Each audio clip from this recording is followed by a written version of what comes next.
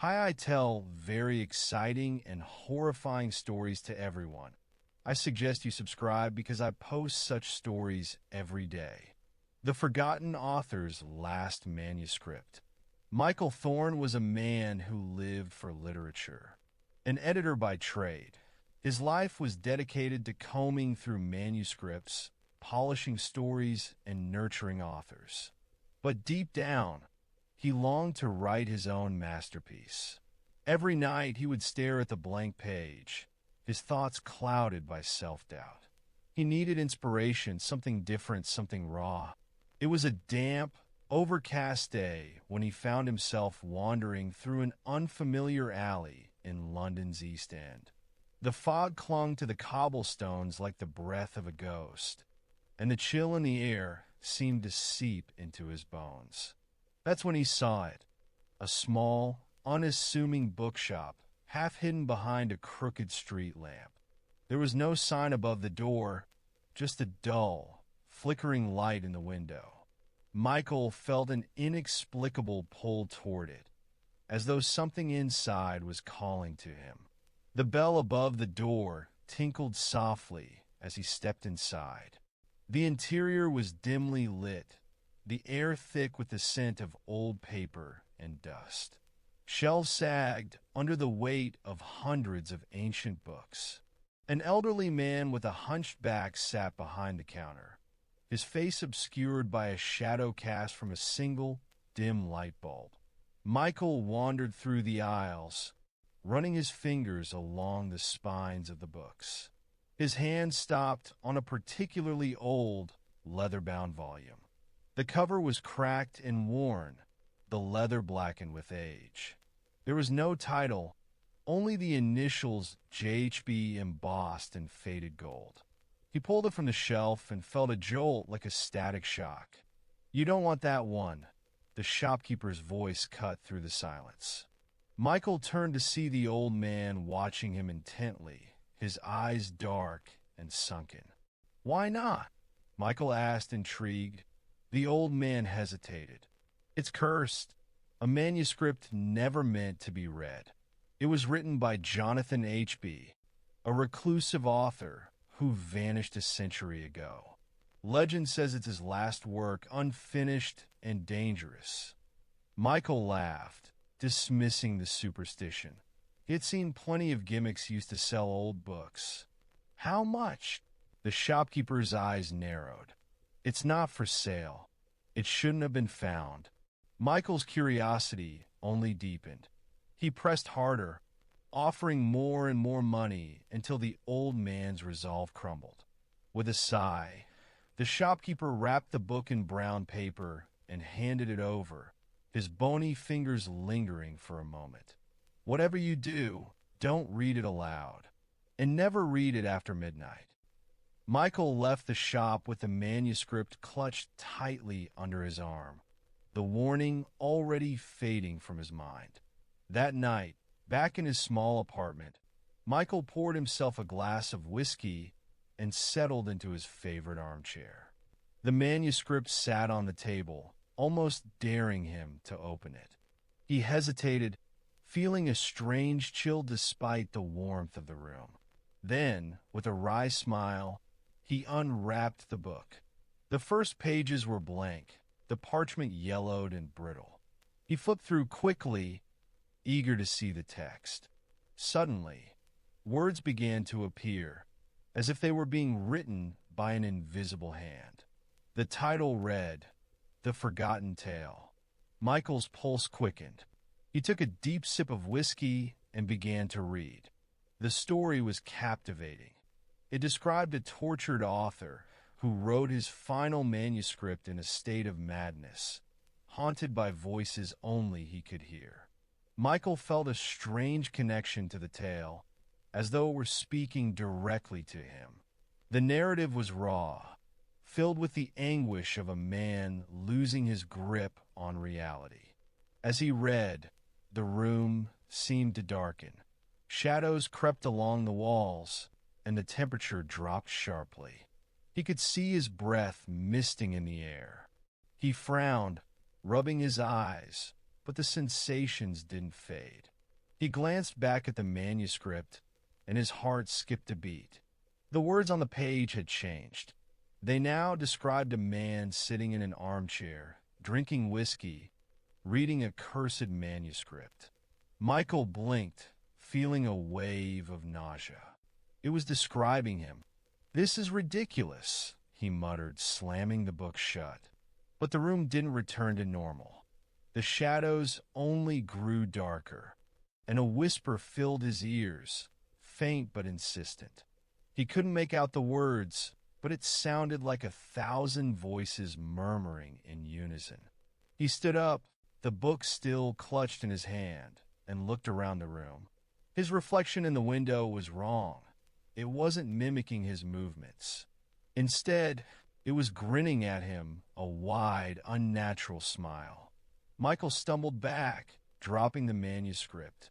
The pages fluttered open on the floor, and he could see the words rearranging themselves, forming new sentences. "You've made a grave mistake, Michael.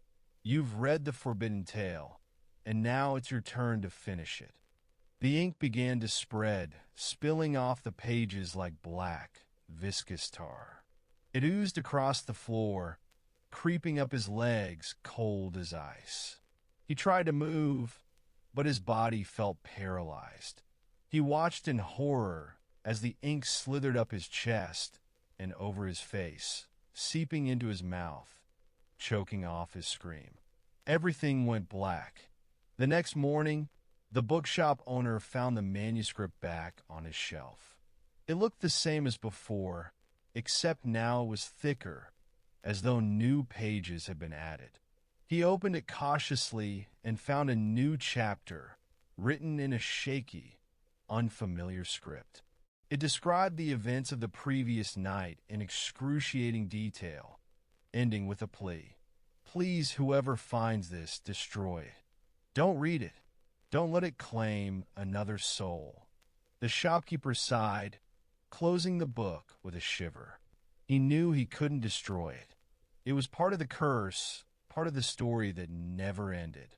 He placed it back on the shelf, ready for the next unwitting reader, knowing that the cycle would continue. The manuscript would keep growing, feeding on those who dared to read it, until it was a novel filled with nothing but the screams of its victims. And as he turned to leave, he heard a faint whisper from the manuscript, a voice he recognized all too well. "It's your turn to read, old man." The Living Dictionary. Samantha Ryder was no ordinary linguist. Known as a prodigy in her field, she had spent the better part of her life deciphering ancient languages. Her small office at the university was cluttered with crumbling manuscripts, dusty scrolls, and tomes of forgotten dialects. The bookshelves seemed to sag under the weight of history itself, and the air smelled of parchment and ink. Yet, despite her vast collection, Samantha always felt there was something missing, a key, a singular text that would tie together everything she had studied. One day, while browsing an obscure auction site, Samantha found something that made her heart skip a beat. Listed without much fanfare was an ancient, leather-bound dictionary. Its description was sparse, almost cryptic, the tongue of the unknown. Untranslated, believed to be one of a kind. She clicked on the images, and there it was. The cover was inscribed with strange, looping symbols she had never seen before. They were unlike anything in her extensive library of ancient scripts. Without hesitation, she placed a bid. It was outrageously expensive, but she didn't care. It felt like fate. A few days later, the package arrived.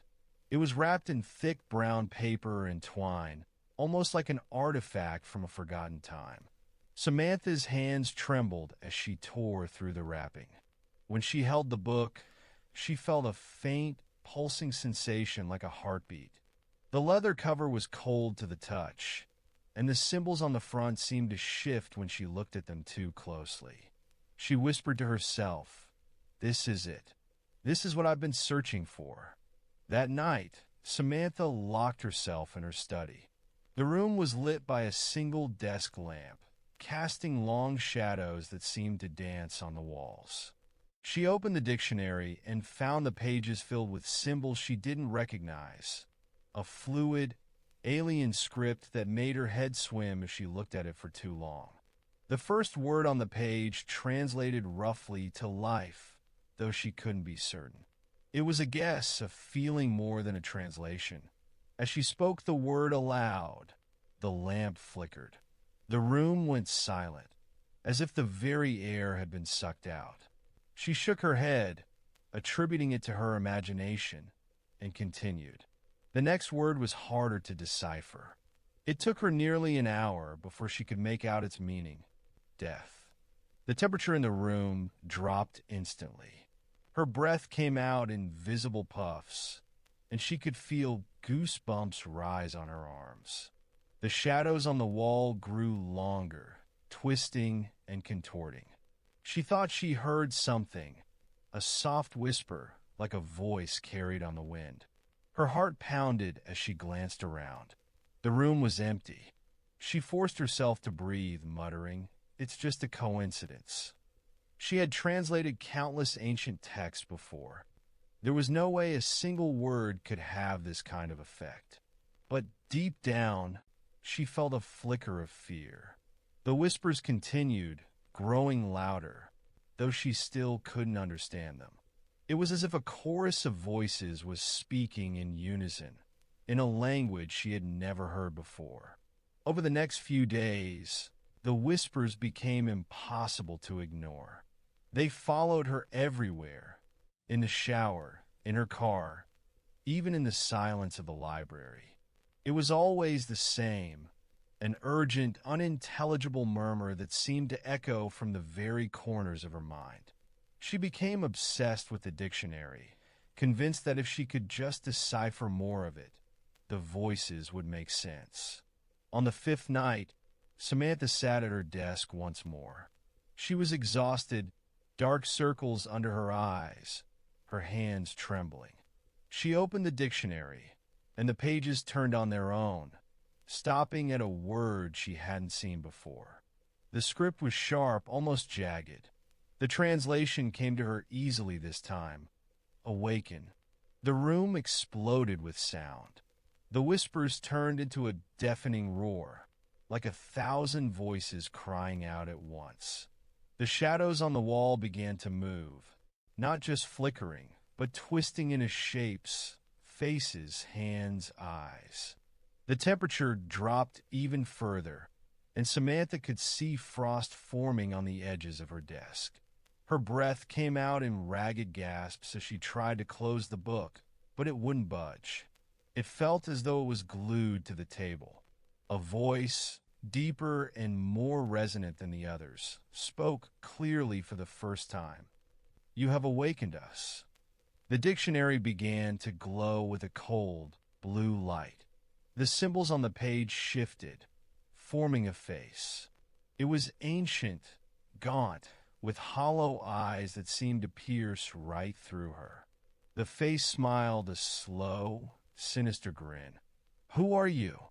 Samantha managed to whisper, her voice barely audible over the noise. "We are the forgotten," the face said, bound by language trapped in words. "You spoke the words aloud. You have given us form, and now we will take yours." The blue light grew brighter, engulfing the room. Samantha tried to scream, but no sound came out. The light poured into her eyes, her mouth, her ears, filling her with a cold, unbearable sensation. Her vision went white, and she felt herself falling, tumbling through a void. When she opened her eyes, she was no longer in her study. She was inside a vast, endless library, the shelves stretching into darkness. The air was heavy with the scent of old paper, and the only sound was the rustling of pages. She looked down and realized she was holding the dictionary. But it wasn't the same. The cover now bore a single, new symbol, one that translated to writer. Her own name. The realization hit her like a punch to the gut. She was inside the book, trapped like the voices before her. She could see her reflection in the polished surface of a nearby shelf. Her eyes were hollow, her face twisted into the same sinister grin she had seen earlier.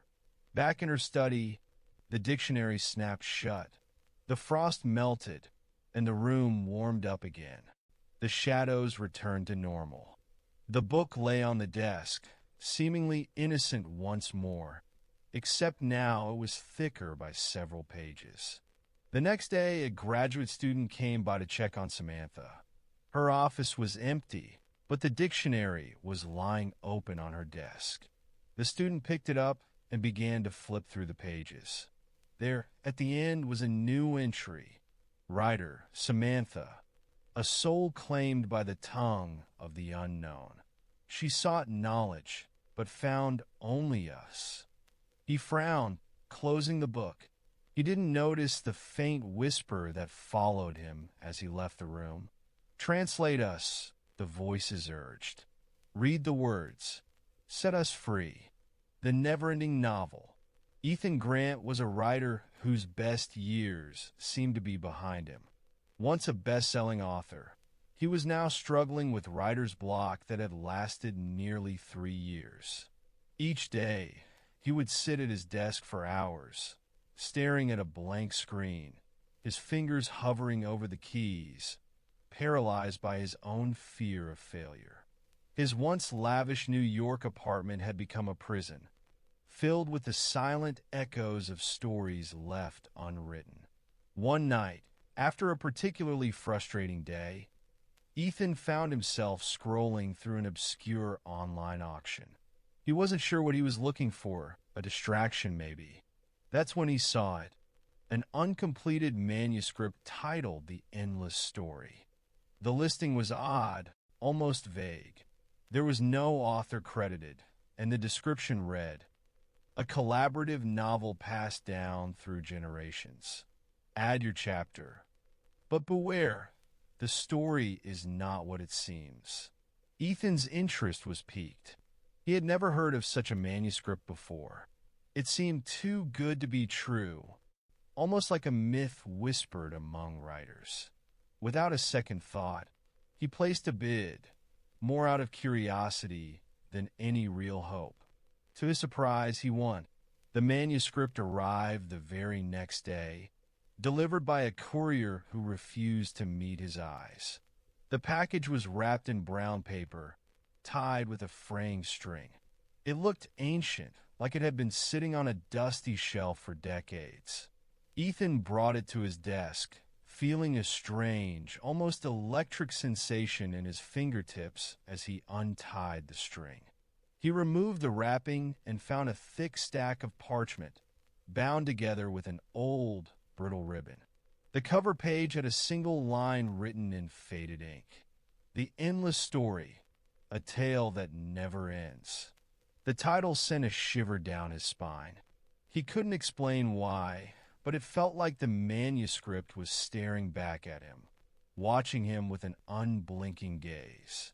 Ethan poured himself a glass of whiskey, the amber liquid swirling in his glass as he sat down to read. He flipped through the first few pages, and the story gripped him immediately. It was a tale about a young writer who finds an ancient manuscript, much like Ethan himself. The writer in the story was tormented by voices, whispers that guided his hand as he added his own chapter, unable to resist the pull of the narrative. The writing was exquisite, but the style shifted dramatically with each chapter. It was clear that dozens of writers had contributed, each leaving their mark on the story before abandoning it. Ethan felt a pang of empathy. He knew what it was like to be stuck, unable to continue. But as he read on, he noticed something unsettling. The story seemed to anticipate his thoughts, mirroring his own experiences as a writer. It was like the manuscript was adapting, changing to reflect his life. His heart raced as he reached the most recent chapter. The handwriting was shaky, almost desperate, as if the author had been writing in a frenzy. The last line read, and then the writer realized he was part of the story, trapped in his own creation. Ethan felt a chill run down his spine. He flipped to the next page, but it was blank. The manuscript ended there, leaving an empty space, almost like it was waiting for him to fill it. He knew he shouldn't. He knew it was a bad idea. But the urge to write was overwhelming, a fire burning in his chest. It was the first time in years he had felt this kind of inspiration. He grabbed a pen and, with trembling hands, began to write. The words flowed out of him effortlessly, faster than he had ever written before. It was as if the story was already in his mind, waiting to be poured onto the page. Hours passed in a blur, the outside world forgotten as he filled page after page. The room around him seemed to fade, the only light coming from the glow of the manuscript itself. When he finally stopped, his hand ached, and he was drenched in sweat. He looked down at the pages and felt a wave of nausea. The chapter he had written wasn't fiction. It was a detailed account of his own life. Every regret, every failure, every moment of doubt. It was like the manuscript had peeled back his skin and exposed his deepest secrets. His breath came in short, panicked gasps. He tried to tear the pages from the manuscript, but they wouldn't budge. It was as if the ink had fused with the paper. The room felt colder, and he could see his breath misting in the air. The shadows on the walls began to move, stretching and twisting into shapes that didn't belong. He heard a voice then, faint but clear. "The story goes on, Ethan. It must go on." He spun around, but there was no one there. The voice was inside his head, whispering, urging him to continue. He backed away from the desk, knocking over his whiskey glass. The liquid spread across the pages of the manuscript, but instead of smudging the ink, it was absorbed into the paper, darkening the words. The room began to shake, books falling off the shelves. The light bulb above flickered, casting the room in a strobe-like glow. Ethan stumbled back, gripping the edge of his desk for support. The manuscript was changing before his eyes, the words rearranging themselves on the page. "You've written your chapter, Ethan. Now it's time to take your place in the story." The words seemed to pulse, the ink bleeding off the page and pooling on the desk. It slithered towards him like a living thing, tendrils of darkness curling around his fingers. He tried to pull away, but the ink held him tight, cold as ice. He felt himself being pulled, his body dissolving into the black liquid. He tried to scream, but no sound came out. The world around him warped and twisted, and he felt a terrible, crushing pressure, like he was being squeezed through a narrow tunnel. When the sensation stopped, he found himself standing in a vast, empty void. The ground beneath his feet was made of parchment, and the sky above was a swirling sea of ink. The air smelled of old paper and decay. He wasn't alone. Shadows moved around him, the outlines of people, writers, he realized, all trapped like he was. He looked down and saw the manuscript lying at his feet. The pages were filled with new text, a new chapter written in his own handwriting.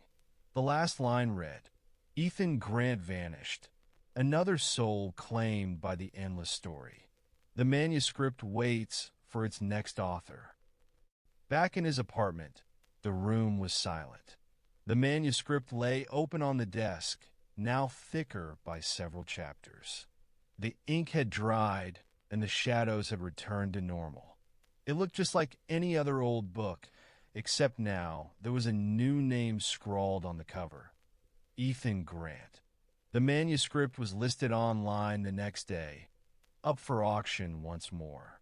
The current bid was surprisingly low, and somewhere in the void, Ethan's voice joined the chorus of whispers, urging the next writer to pick up the pen. The story must go on.